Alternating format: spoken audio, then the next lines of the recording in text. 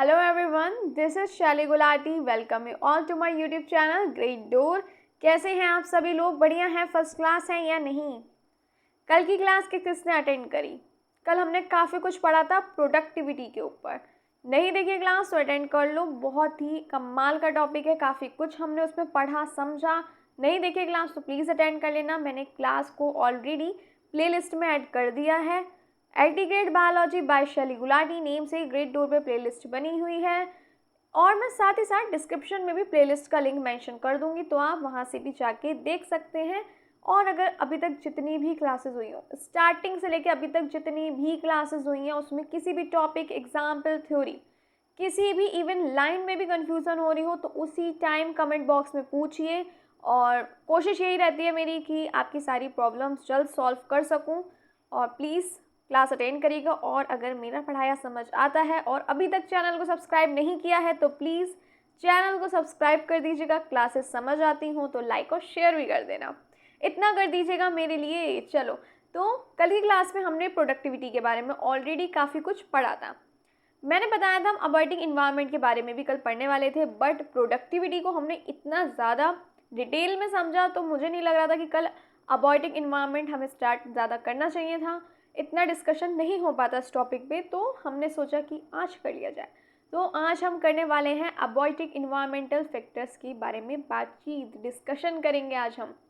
क्या है अबाइटिक फैक्टर्स? चलो आज हम पढ़ते हैं. अजैविक कारक हम इसे हिंदी में बोलेंगे. ये सारे नॉन लिविंग जो दिख रहे हैं आपको, लाइट, टेम्परेचर, वाटर, एयर, ये सारे अबाइटिक फैक्टर्स ही होंगे. देखते हैं, समझते हैं, कोई टेंशन की बात नहीं है. कल हमने ऑलरेडी इतना तो समझ ही लिया था कि अबाइटिक फैक्टर्स हैं क्या. ये वो नॉन लिविंग फिजिकल और केमिकल कंपोनेंट्स हैं इन्वायरमेंट में जो इन्फ्लुएंस करते हैं यानी प्रभावित करते हैं लिविंग ऑर्गेनिज्म को. लिविंग ऑर्गेनिज्म को करते हैं, याद रखिएगा. अबाइटिक फैक्टर्स वो नॉन लिविंग फिजिकल और केमिकल कंपोनेंट्स हैं इन्वायरमेंट के जो प्रभावित करते हैं लिविंग ऑर्गेनिज्म को इकोसिस्टम में, इन्वायरमेंट में जो प्रभावित करते हैं. जैसे कि कौन कौन सी होंगी वो non living things? Sunlight, temperature, water, air, soil. ये सारी चीज़ें क्या करेंगी? एक जीव जो है उसके जीवन को अफेक्ट करेंगी, प्रभावित करेंगी इकोसिस्टम में. देखो, एयर है, वाटर है, सॉइल है, टेम्परेचर, सनलाइट, हम सबको डिटेल में पढ़ेंगे. बट अगर आप सोचें, सनलाइट हमें पता है, सूर्य की रोशनी, टेम्परेचर, तापमान, भाई हमको सब पता है. मुझे भी पता है, आपको सब पता है, इतना तो पता ही होगा एलटी ग्रेड की तैयारी कर रहे हैं तो. बट इतना काफ़ी नहीं है, हमें और भी बहुत कुछ पढ़ना है हर एक टॉपिक में. सनलाइट जैसे हो गई, सोलर रेडिएशन के बारे में हमें बहुत कुछ पढ़ना है. टेम्परेचर के बारे में काफ़ी डिटेल में पढ़ना है. सब चीज़ें हमें डिटेल में समझनी पड़ेंगी. भाई अब ऐसा तो है नहीं एलटी ग्रेड का एग्जाम देने जा रहे हो और बस यही पूछ लेंगे सनलाइट का मतलब क्या हुआ, टेम्परेचर का क्या हुआ. उससे रिलेटेड काफ़ी डीपली हमें चीज़ों को समझना पड़ेगा ताकि हम एग्ज़ाम में अगर क्वेश्चन आए तो उसे सॉल्व कर सकें. तो चलो, अबाइटिक फैक्टर समझ आ गया आपको, तो हम आगे बढ़ते हैं. नेक्स्ट देखते हैं हमें क्या पढ़ना है. बढ़ो आगे. चलो, लाइट क्या है? सोलर रेडिएशन क्या है? लाइट क्या है? एनर्जी की ही एक फॉर्म है. Light is a form of energy that travels in waves. It is the primary source of energy for life on earth, mainly coming from the sun. हमें पता है भाई कहाँ से मिल रही है आपको? सूरज से मिल रही है. ये लाइट जो है एनर्जी की ही फॉर्म है. ये क्या है? प्राइमरी सोर्स है ऊर्जा का. जो लाइफ है अर्थ पे, उस पे प्राइमरी सोर्स है. चलो देखते हैं. कॉपी पेन ले लो, नहीं लिया है मैं भी पेन ले लेती हूँ. अच्छा, साथ में इस बात का ध्यान रखना, ये चीज़ बिल्कुल ध्यान रखना है, प्राइमरी सोर्स है एनर्जी का. अर्थ पे, पृथ्वी पर जीवन का ये क्या है? प्राइमरी सोर्स है ना. मुख्य ऊर्जा कह सकते हैं, मुख्य ऊर्जा स्रोत है ये. क्लियर? और कहाँ से मिल रही है? सूरज से प्राप्त होती है. ये लाइट एक फॉर्म है एनर्जी की जो वेव्स में ट्रैवल करती है. हम कह सकते हैं तरंगों के रूप में यात्रा करती है, ट्रैवल करती है. Ecosystem. In ecosystem lights play a vital role in photosynthesis, temperature regulation, vision, plant behaviour, animal migration and more. देखो, ले लेती हूँ मैं पेन और हम देखते हैं अब क्या क्या हमें पढ़ना है. देखो भाई, इकोसिस्टम में जो लाइट है वो भाई बहुत महत्वपूर्ण रोल निभाती है. जैसे फोटोसिंथेसिस, सूरज की रोशनी के बिना कैसे होगा, है ना. सूर्य की रोशनी की ज़रूरत है। टेम्परेचर रेगुलेशन में भी है ना, तापमान नियंत्रण कह सकते हैं, विज़न के लिए, दृष्टि के लिए, प्लांट बिहेवियर के लिए भी, माइग्रेशन के लिए भी, और भी काफ़ी चीज़ों के लिए है। खाना बन रहा है, फोटोसिंथेसिस हो रहा है, कैसे? सूरज की रोशनी की ज़रूरत है, देखने के लिए भी रोशनी की ज़रूरत है। तो इकोसिस्टम में जो लाइट है उसका काफ़ी महत्वपूर्ण रोल है। हम वन बाय वन सबको डिटेल में पढ़ेंगे, तो डोंट वरी। चलो, सबसे पहले आ जाता है हमारा सोलर रेडिएशन, जिसे हम बोलते हैं सौर विकिरण। रुक जाओ, यहाँ लिख देती हूँ सोलर रेडिएशन को हम बोलेंगे सौर विकिरण। सोलर एनर्जी क्या है? The total energy emitted by the sun reaches earth in different wavelength. यानी सूरज से निकलने वाली जो ऊर्जा है, एनर्जी है, वो अलग अलग वेवलेंथ में पहुंचती है। जैसे अल्ट्रावायलेट यूवी, देन विजिबल हो गई हमारी दृश्य प्रकाश हो गई, देन इंफ्रारेड IR हो गई। तो अलग अलग वेवलेंथ में पहुंचती है सूरज की जो रोशनी है। जो टोटल एनर्जी एमिट हो रही है सूरज से, जो रोशनी निकल रही है, हम कह सकते हैं निकलने वाली जितनी भी ऊर्जा है, टोटल एनर्जी है, वो पृथ्वी पर अलग अलग वेवलेंथ में पहुंचती है। यूवी हो गई, विजिबल हो गई, IR हो गई, अलग अलग वेवलेंथ में पहुंचेगी। हम इसे देखते हैं अभी। फिर सोलर कांस्टेंट क्या है? क्या कहेंगे सोलर कांस्टेंट को? मैं पेन से लिख देती हूँ, सौर स्थिरांक हम कहेंगे सोलर कांस्टेंट को। क्या है ये? The amount of solar energy received per unit area on the outer surface of the earth. ये क्या है? अमाउंट है सोलर एनर्जी का। या सिंपली अगर मैं कहूँ तो आप ये कह सकते हैं वह मात्रा जितनी भी, यहाँ एक मिनट रुको, लिख देती हूँ, या वह मात्रा जितनी सोलर एनर्जी एटमॉस्फेयर के जो आउटर सरफेस है, अर्थ एटमॉस्फेयर का जो आउटर सरफेस है, 1 मिनट में जितनी सोलर एनर्जी उस पर यूनिट क्षेत्र में पड़ रही है, वो हो गया सोलर कांस्टेंट। क्लियर है या नहीं है? मैं यहाँ पे लिख देती हूँ, वह मात्रा किसकी? सोलर एनर्जी की। अमाउंट जो हो गया, the amount of solar energy, यानी वह मात्रा सोलर एनर्जी की 1 मिनट में जो अर्थ के आउटर सरफेस जो है, अर्थ का आउटर सरफेस जो है, अर्थ एटमॉस्फेयर का, जो आउटर सरफेस है, आउटर सरफेस पर सेंटीमीटर स्क्वायर एरिया में पड़ती है। क्या होगी? पड़ती है। वो अमाउंट है। ये क्या है? ये है सोलर कांस्टेंट। क्लियर है या नहीं है? वह मात्रा सोलर एनर्जी की 1 मिनट में जो पृथ्वी के जो एटमॉस्फेयर है उसके आउटर सरफेस पर 1 मिनट में पर यूनिट स्क्वायर, इसे हम कहेंगे 1 सेंटीमीटर स्क्वायर एरिया में पड़ती है, वो हो गया सोलर कांस्टेंट। क्लियर है या नहीं? क्षेत्र में पड़ती है। इसकी वैल्यू क्या होगी? Solar constant is equal to 2 calorie per minute per centimetre square और approx 1361 watt per metre square. This is measured when the sun rays fall vertically. ये कब मेजर किया जाएगा? जब सूरज की जो किरणें हैं वो वर्टिकली फॉल होंगी। क्लियर है या नहीं है? यानी गिरती हैं। फॉल मतलब हो गया गिरती हैं, परपेंडिकुलर, वर्टिकली जो हो गया। जो टोटल इनकमिंग एनर्जी है, this is the total incoming energy that earth gets from the sun. ये क्या है? टोटल जो एनर्जी आ रही है वो है जो अर्थ पे आ रही है सूरज से। ये वो है टोटल एनर्जी जो अर्थ पे आ रही है सूरज से। ये पृथ्वी की तापमान हो गया, जलवायु हो गया, और इन सब को समझने में उपयोगी है। क्लियर है यहाँ तक या नहीं है? जल्दी जल्दी बताओ, फिर हम आगे देखते हैं। सोलर कांस्टेंट क्लियर हो गया या नहीं हुआ? वह मात्रा है जितनी सोलर एनर्जी 1 मिनट में पृथ्वी की जो बाहरी सतह है, एटमॉस्फेयर की जो आउटर सरफेस है उस पर 1 सेंटीमीटर स्क्वायर क्षेत्र पर पड़ती है। इसकी वैल्यू होगी solar constant is equal to 2 calorie per minute per centimetre square और अप्रोक्स 1361 यानी 1361 वाट पर मीटर स्क्वायर। ये क्या है? इसे कब मेज़र किया जाएगा? जब सूर्य की जो किरणें हैं वो वर्टिकली गिरती हैं। ये टोटल इनकमिंग एनर्जी है, जो टोटल एनर्जी आ रही है कहाँ से, सूर्य से आ रही है पृथ्वी पर। क्लियर है या नहीं? साथ ही साथ ये पृथ्वी की जलवायु हो गया, तापमान हो गया, ऊर्जा संतुलन हो गया, उसे समझने में भी उपयोगी है।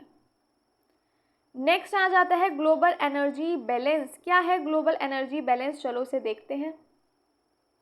It is the balance between incoming solar radiation और आउटगोइंग रेडिएशन फ्रॉम अर्थ। ये क्या है? ये बैलेंस है, जो सोलर रेडिएशन आ रही हैं और जो रेडिएशन जा रही है अर्थ से, उसके बीच जो बैलेंस है उसे हम कहेंगे global energy balance.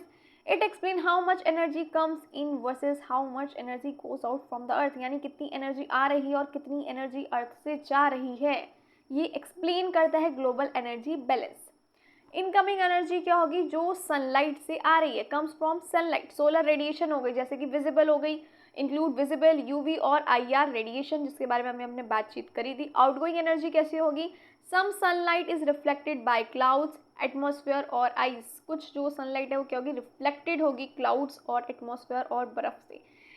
Some energy is absorbed by earth and later re emitted as heat. इसे हम कहेंगे इंफ्रारेड रेडिएशन।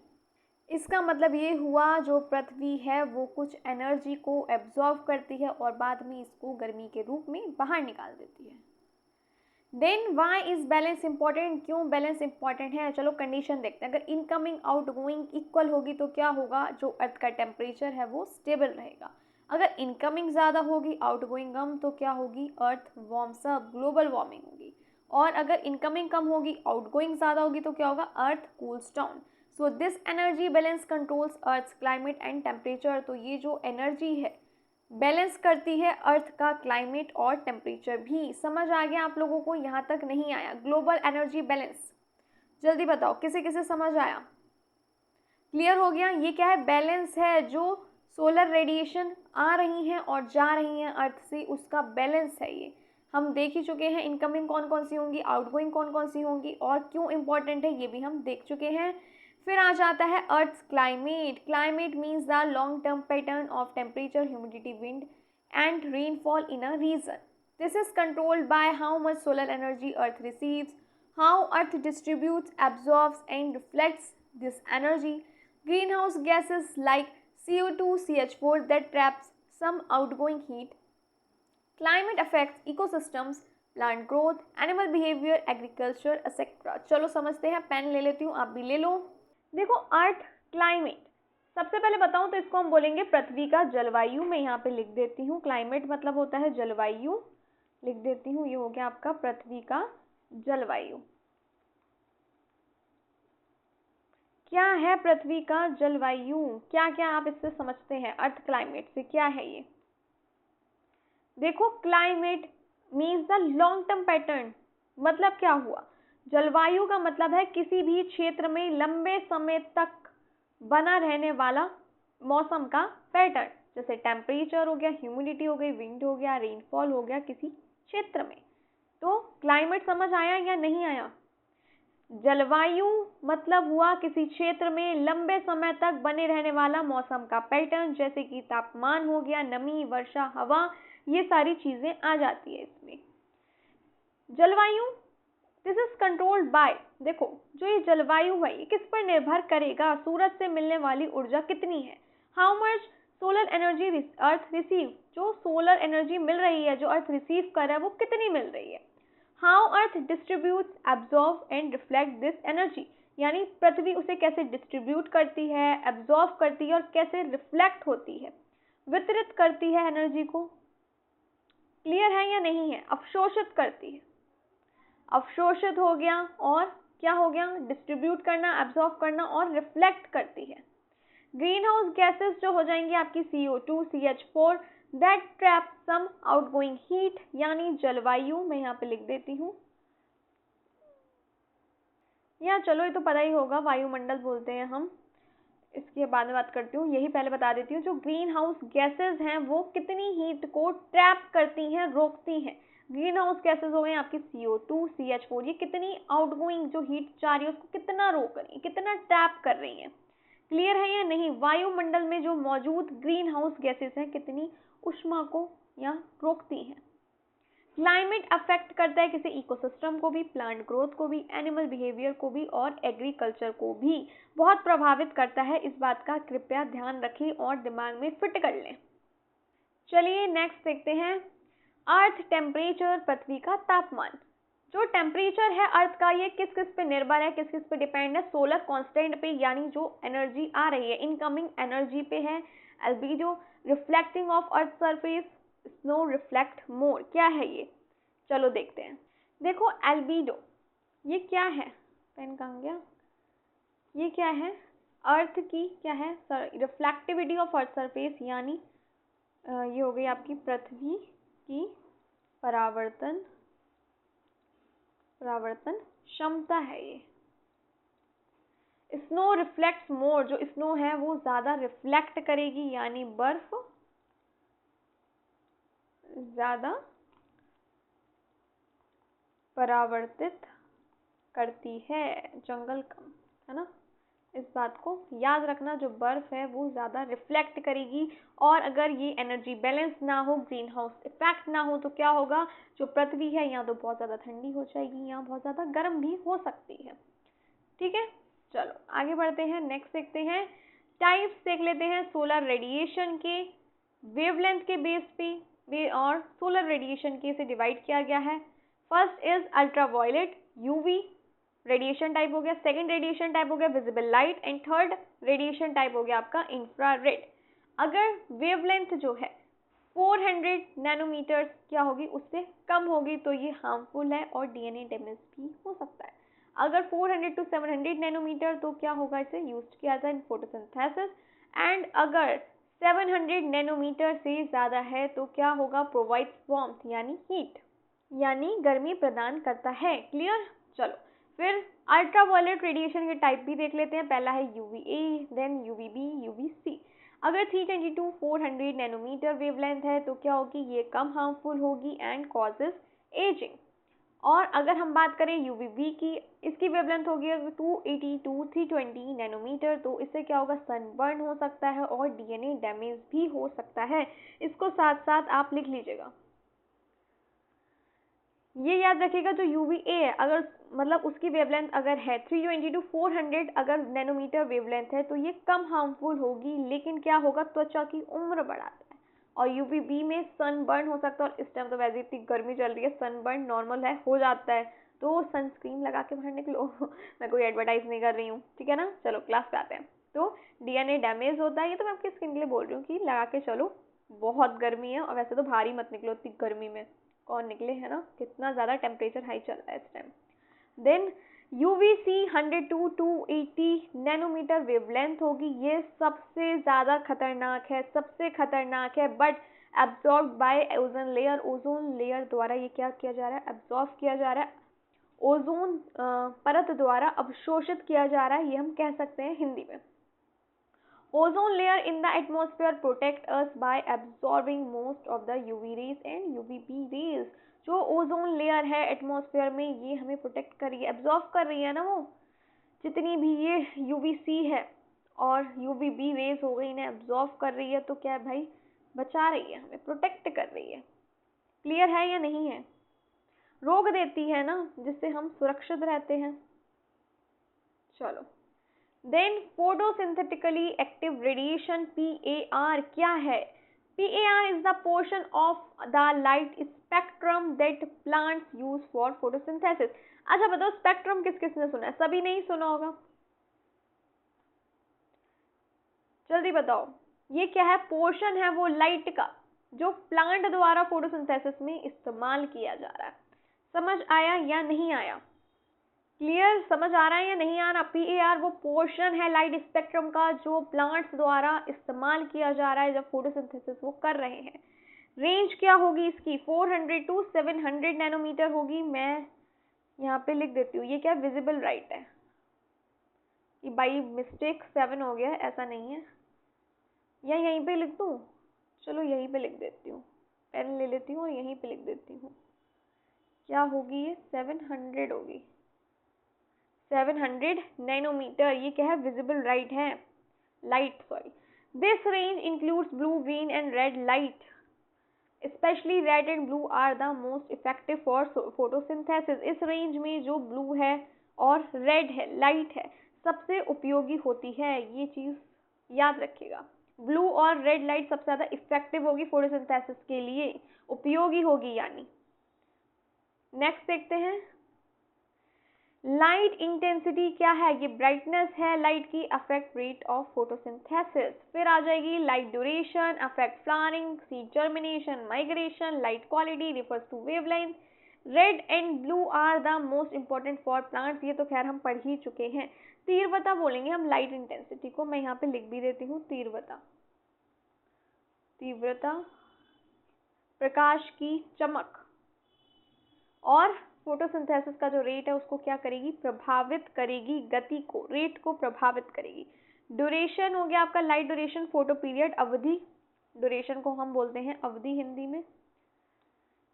देखो इसमें क्या, फ्लावरिंग यानी फूल आना, यहाँ लिख देती हूँ फ्लावरिंग यानी फूल आना। सीड जर्मिनेशन यानी क्या होगा? बीज अंकुरण जो होगा, बीज अंकुरण। माइग्रेशन जानवरों का प्रवास, यहाँ लिख देती हूँ जानवरों का प्रवास प्रभावित, ये सब अफेक्ट करेगी, प्रभावित करेंगे, प्रभावित। क्लियर? फिर लाइट क्वालिटी गुणवत्ता, ये क्या है? रिफर्स टू वेवलेंथ, वेवलेंथ पे निर्भर करती है। पौधों के लिए लाल और नीला जो है सबसे ज़्यादा इम्पोर्टेंट है, इसे याद रखना। रोशनी सबसे ज़्यादा इम्पोर्टेंट है, रेड और ब्लू। क्लियर है या नहीं? और देखें, वेवलेंथ पर निर्भर है, इसे याद रखिएगा। और ये भी याद रखिएगा, ब्लू और ब्लू और रेड जो है मोस्ट इम्पोर्टेंट लाइट है प्लांट्स के लिए। अब देखते हैं लाइट एंड प्लांट्स क्या है ये, जल्दी बताओ, क्या क्या समझ आया आपको इससे? क्या है बताओ जल्दी। लाइट एंड प्लांट्स यानी पौधों पर रोशनी का प्रभाव कह सकते हैं हम, प्रकाश का प्रभाव भी कह सकते हैं। पहले आ जाता है इसमें फोटोट्रॉपिज्म। पौधों प्रकाश की ओर क्या होते हैं? मुड़ते हैं। Plants bend towards light, light की ओर क्या होते हैं? बेंड होते हैं। जैसे यहाँ पे अगर लाइट है तो इस साइड बेंड होंगे, जैसे ये फ्लावर है, ये बेंड होंगे इस तरीके से, है ना। फिर आ जाएगा photoperiodism. Plants respond to day length, flowering in short long day plants, यानी पौधे जो हैं वो डे लेंथ के हिसाब से रिस्पॉन्ड करते हैं। जैसे कि फ्लावरिंग हो गई, पौधे दिन की लंबाई के अनुसार फूलते हैं, हम ये भी कह सकते हैं। फ्लावरिंग जो हो गई वो किस हिसाब से होगी? शॉर्ट और लॉन्ग डे प्लांट्स जो होंगे, जो लेंथ होगी उसके हिसाब से, ये जो डे लेंथ है उसके हिसाब से ये रिस्पॉन्ड करते हैं पौधे, लेंथ के हिसाब से उसके अनुसार ये पौधे रिस्पॉन्ड करेंगे। फिर आएगा फोटोसिंथेसिस, कन्वर्ट करेंगे लाइट एनर्जी को, कन्वर्ट करेंगे किसमें? किसमें? केमिकल एनर्जी में यूज करेंगे क्लोरोफिल, ये हम ऑलरेडी जानते हैं। देन आ जाएगा लाइट एंड एनिमल्स। अब भाई पौधों का तो पढ़ लिया, अब हमें देखना है जानवरों पर प्रकाश का क्या प्रभाव होगा। सबसे पहले देखते हैं light influences migration of bird, seasonal light, प्रकाश क्या होगा? पक्षी का माइग्रेशन जो हो गया उसे इन्फ्लुएंस करेगा। एक मिनट, माइग्रेशन ऑफ बर्ड्स जो होगा लाइट उसे इन्फ्लुएंस करेगी, रिप्रोडक्शन साइकिल को करेगी, हाइबरनेशन एंड स्लीप रिदम को करेगी। अब आप सोचेंगे हाइबरनेशन हमने तो पढ़ा ही नहीं है, हम अभी पढ़ेंगे, टेंशन ना लो। बिहेवियरिंग पैटर्न हो गया, जैसे हंटिंग हो गई, कोई दिन में करता है कोई रात में, तो ये सारी चीज़ें क्या है? लाइट इन्फ्लुएंस करती है इन सारी चीज़ों को। रात या दिन का शिकार हो गया, विंटर स्लीप हो गई, ये सारी चीज़ें हम पढ़ने वाले हैं। क्या है ये सारी? अब अभी हम पढ़ेंगे, चलो टेंशन ना लो, आगे सब पढ़ना है। चलो अब बात करते हैं टेम्परेचर क्या है। टेम्परेचर क्या है? डिग्री है हॉटनेस और कोल्डनेस की किसकी? इन्वायरमेंट में। यहाँ पे लिख देती हूँ, टेम्परेचर मतलब हो गया आपका तापमान, ये तो आप लोग को पता ही होगा, अबॉयटिक फैक्टर है ये भी, तापमान। क्या है? वातावरण में ठंडी और गर्मी की मात्रा है भाई तापमान। इसे हम मेजर करते हैं डिग्री सेल्सियस में और केल्विन में, एंड इन्फ्लुएंस करता है क्या? हर एक लिविंग ऑर्गेनिज्म को, यानी प्रभावित करता है, चाहे माइक्रो ऑर्गेनिज्म हो चाहे हो आपके ह्यूमन सबको प्रभावित करेगा, सभी जीवों को प्रभावित करता है। चलो, वाई इज टेम्परेचर इम्पॉर्टेंट, भाई बताओ, चलो क्यों इम्पॉर्टेंट है टेम्परेचर, जल्दी जल्दी बताओ। Why is temperature important? Temperature is the most ecological relevant environmental factor. अब ले लो भाई पेन, लिख देती हूँ। सबसे अधिक क्या है ये? टेम्परेचर यानी तापमान। क्या है ये? सबसे अधिक। Most ecological relevant environment factor यानी सबसे अधिक अधिक अधिक अधिक पारिस्थितिक रूप से महत्वपूर्ण क्या है? इन्वायरमेंटल फैक्टर यानी पर्यावरणीय कारक। फैक्टर को हम हिंदी में कारक बोलते हैं, ठीक है ना। क्या है? Most ecological relevant environmental factor है, यानी सबसे अधिक पारिस्थितिक रूप से महत्वपूर्ण इन्वायरमेंट फैक्टर है। समझते हैं क्यों। It effect enzyme activity, metabolism, growth, reproduction of all organism. सबको अफेक्ट करेगा ये। एंजाइम क्रिया हो गई चाहे, यानी एंजाइम एक्टिविटी हो गई, मेटाबॉलिज्म हो गया, ग्रोथ हो गया, रिप्रोडक्शन हो गया, सबको ये प्रभावित करता है। It decides the distribution of plants and animals across different region. ये तय करता है कौन से जीव कहाँ रह सकते हैं। It determines survival specially in extreme environment, जैसे कि desert, polar areas, mountains etcetera. यह जीवों का जीवित रहना या उनका एडेप्टेशन जो है उसको क्या करेगा, जल्दी बताओ, तय करता है। स्पेशली एक्सट्रीम इन्वायरमेंट में, जैसे डेजर्ट हो गया, बहुत गर्मी हो गई है, माउंटेन्स हो गए, पोलर एरियाज हो गए। Organism live within a tolerable temperature range, if it crosses the limit they die or must adapt. अगर भाई लिमिट क्रॉस हो जाएगी क्या होगा, या तो वो मर जाएंगे या फिर क्या होगा, एडप्ट कर लेंगे। हर का भैया एक लिमिट तो होती है ना, एक सीमित तापमान रेंज होता है, उससे ऊपर या नीचे पर जीव मर सकता है या उसे एडप्ट करना पड़ता है। हम ये कह सकते हैं अनुकूलन करना पड़ता है। क्लियर है यहाँ तक या नहीं है? हर जीव का एक सीमित तापमान तो होगा। टेम्परेचर रेंज क्या होगी भाई अर्थ पे? -2 डिग्री सेल्सियस, जो पोलर सीज टू कितना भाई, 100 डिग्री सेल्सियस से भाई कम है ना। हॉट स्प्रिंग्स में जो मोस्ट ऑर्गेनिज्म है वो भाई कितने पे रहते हैं? 0 डिग्री सेल्सियस से 40 degree Celsius. Around 37 degree Celsius internal temperature होता है ह्यूमंस का। भाई 100 पे तो क्या ही होगा, पिघल जाओगे, तो ये मत सोचना, है ना। तो हम कितना, हमारा इंटरनल टेम्परेचर अप्रॉक्स होगा 37 डिग्री सेल्सियस। मोस्टली जो लोग रहते हैं वो 0 degree Celsius to 40 degree Celsius पे रह रहे हैं। वो अलग बात है, इतनी गर्मी है कि टेम्परेचर 40+ हो रहा है, तो क्या करें, समझ ही नहीं आ रहा।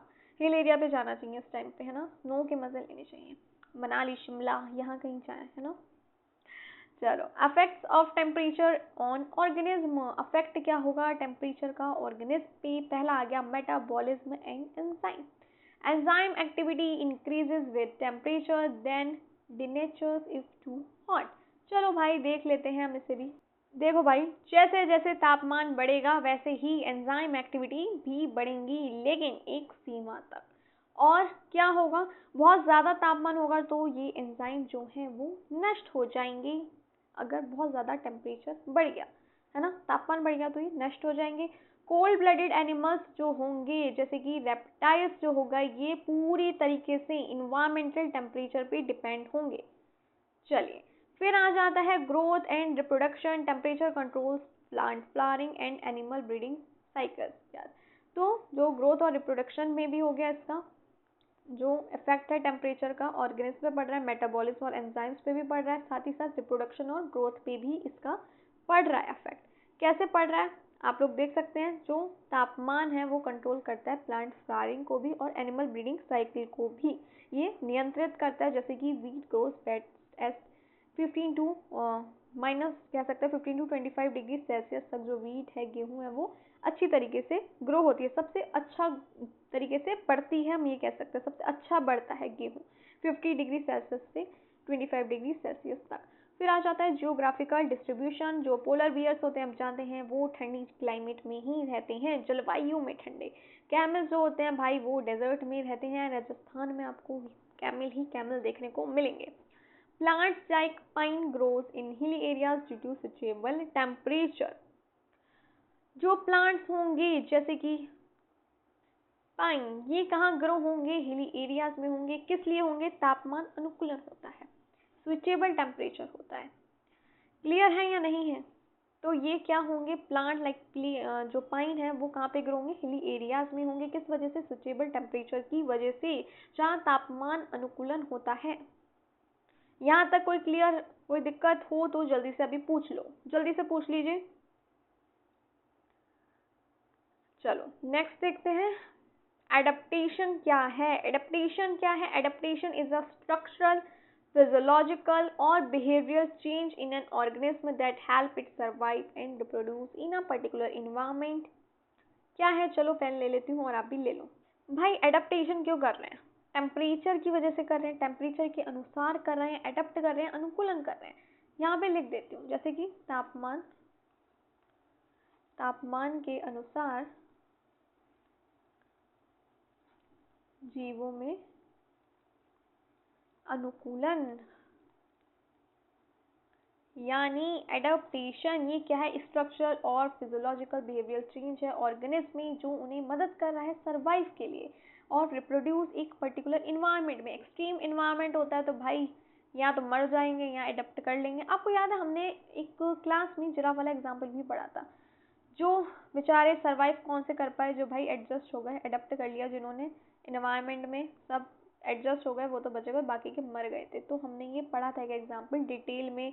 माइग्रेशन का भी बर्ड्स वाला पढ़ा था, याद करो। देखी होगी प्रीवियस क्लास तो पता होगा, नहीं देखी होगी तो नहीं पता होगा। इसलिए कहती हूँ हर क्लास अटेंड कर लो, सब एक दूसरे से कनेक्टेड ही है। Adjustment of living organism to the surrounding हम कह सकते हैं।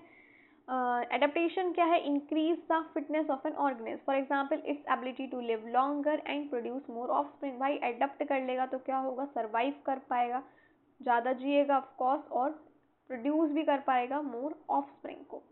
क्लियर है या नहीं है?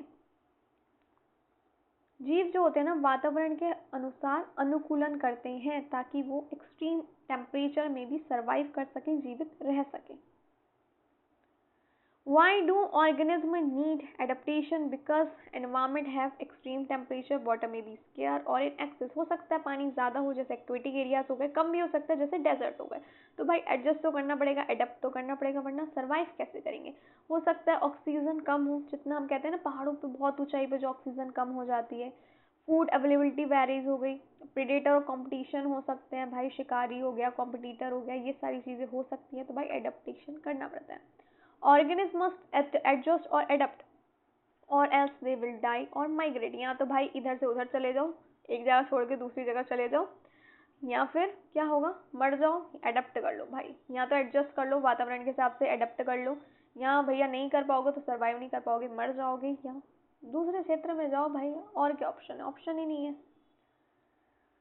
टाइप्स ऑफ एडेप्टेशन, तो भाई 3 टाइप्स की होगी, स्ट्रक्चरल एडेप्टेशन, बिहेवियरल एडेप्टेशन और फिजियोलॉजिकल एडेप्टेशन। क्या है ये? चलो वन बाय वन हम देखते हैं। पहला आ जाएगा स्ट्रक्चरल एडेप्टेशन। ये है morphological, ready to body structure, shape, colour और फिजिकल ट्रेट्स। क्या क्या चीज़ें आ जाएंगी इसमें? बॉडी स्ट्रक्चर आ जाएगा, शेप, कलर और फिजिकल ट्रेट्स आ जाएंगे। तो भाई इसके एग्जाम्पल हमारे आ जाएंगे, कैक्टस हो गया, पोलर बियर हो गया, बर्ड्स बीक। बर्ड्स बीक का तो हम काफ़ी डिटेल में पढ़ चुके हैं, ऑलरेडी डिस्कशन कर चुके हैं। कैक्टस हम जानते हैं उसमें लीव्स नहीं होते, स्पाइंस होते हैं, कांटेदार होते हैं ना, ताकि जो वाटर लॉस है वो रिड्यूस हो सके। पोलर बियर्स, इनके क्या होते हैं? थिक मोटे मोटे फर होंगे, फैट लेयर होगी भाई ठंड से, तभी तो ये बचते हैं। बर्ड्स बीक हो गई, चोंच हो गई, लंबी होगी, कर्व्ड बीक होगी। नेक्टर फीडिंग बर्ड्स क्या करेंगी ये? ताकि जो नेक्टर है उसे ईजिली कलेक्ट कर सकें। तो ये सारी हो गए आपकी स्ट्रक्चरल एडेप्टेशन, जिसे हम मॉर्फोलॉजिकल भी कह सकते हैं। देन फिजियोलॉजिकल एडेप्टेशन, ये इंटरनल बॉडी फंक्शन से रिलेटेड है, जैसे एंजाइम्स, हार्मोन्स, मेटाबॉलिज्म। जैसे camel, high altitude humans, bear, ये सब एग्जाम्पल है। Camel can tolerate water loss, store fat in hump. भाई हम जानते हैं भाई जो कैमल है, ऊँट है, वो क्या है? डेजर्ट में सर्वाइव कर लेता है। कैसे कर लेता है भाई? पानी कम होता है फिर भी ये सर्वाइव कर लेता है। तो भाई हम जानते हैं भाई ये पहले स्टोर कर लेता है, ये जो है कम पानी में भी जीवित इसलिए रह लेता है, सर्वाइव कर जाता है डेजर्ट में। हाई एल्टीट्यूड ह्यूमंस जो होंगे, ज़्यादा आरबीसी होंगे, फास्टर ब्रीथिंग होगी, तो लो ऑक्सीजन में भी एडजस्ट कर लेते हैं। बियर, भालू, हाइबरनेशन इन विंटर, भाई यानी सो जाते हैं, ये ठंड वाली एकदम नींद पूरी करते हैं बढ़िया तरीके से, तो जो इनकी एनर्जी है वो सेव हो जाती है ठंड के टाइम पे। लंबी नींद में ये चले जाते हैं, सो जाते हैं आराम से। अच्छा, हम इसको जो है डिटेल में पढ़ने वाले हैं, लेकिन आज नहीं कल पढ़ेंगे। बिहेवियरल एडेप्टेशन हो गया, ये हैबिट्स और एक्शन जो है ऑर्गेनिज्म उससे रिलेटेड है, जैसे बर्ड्स, फ्रॉग, और इसके हम एग्जाम्पल देखेंगे। बर्ड्स हो गए माइग्रेशन इन विंटर्स हो गया, एस्केप कोल्ड और फाइंड फूड, मदद करता है इसमें। Frog aestivation in hot summers, avoid dehydration. देखो ये सारी चीज़ें हमें डिटेल में पढ़नी है कल, क्योंकि मुझे लगता है सिर्फ इतना छोड़ना सही नहीं है, थोड़ा सा हम इसको डिटेल में भी पढ़ेंगे, लेकिन आज नहीं कल पढ़ेंगे, क्योंकि हमें इसे थोड़ा सा डिटेल में पढ़ना चाहिए। फिर हम इसके कुछ एग्जाम्पल देखेंगे हैबिटाट्स पे, सर्वाइवल स्टेजेस पढ़ेंगे, हाइबरनेशन में कैरी वीनस हम पढ़ने वाले हैं, विंटर स्लीप तो इसको हम पढ़ेंगे, समर स्लीप के बारे में भी हम पढ़ेंगे, डाइपॉज के बारे में भी पढ़ेंगे, इसके फीचर्स भी पढ़ने वाले हैं। तो कल की क्लास मिस नहीं करना, देख लेना, टाइम पे आ जाना। और अगर अच्छी लगी हो क्लास, देन आपको पता है आपको क्या करना है, आपको लाइक करनी है, शेयर करनी है। और मैं फिर से कहूँगी, मुझे पता है क्लासेस बहुत ज़्यादा लंबी नहीं हो रही हैं because of schedule and timing, then but इसका मतलब ये नहीं है आपका सिलेबस कंप्लीट नहीं होगा। मेरी कोशिश है बस क्लास मिस ना हो, ऑलरेडी हो गई थी, तो बस क्लास डेली होती रहे आपकी, और टेंशन नहीं लो, ये मैं आपसे वादा करती हूँ कि आपका सिलेबस जल्दी पूरा होगा। ये मेरा वादा है आपसे, एग्ज़ाम टाइम से पहले आपका सिलेबस भी होगा और हम प्रैक्टिस सीरीज भी करेंगे, तो उसकी टेंशन मत लो। बस थोड़ा सा मुझे टाइम दो ताकि मैं थोड़ा सा शेड्यूल सेट कर सकूँ, फिर हम क्लासेस, मेरी कोशिश यही रहेगी हम अप्रॉक्स 1 से 1.5 घंटा तो डेली क्लास करें ही करें, बस थोड़ा सा टाइम दे दो। और thank you for all your support, आप लोग बहुत ज़्यादा सपोर्ट करें उसके लिए thank you so much. And मिलती हूँ आपसे फिर कल की क्लास में, तब तक के लिए bye, take care of yourself and your family, thank you for watching.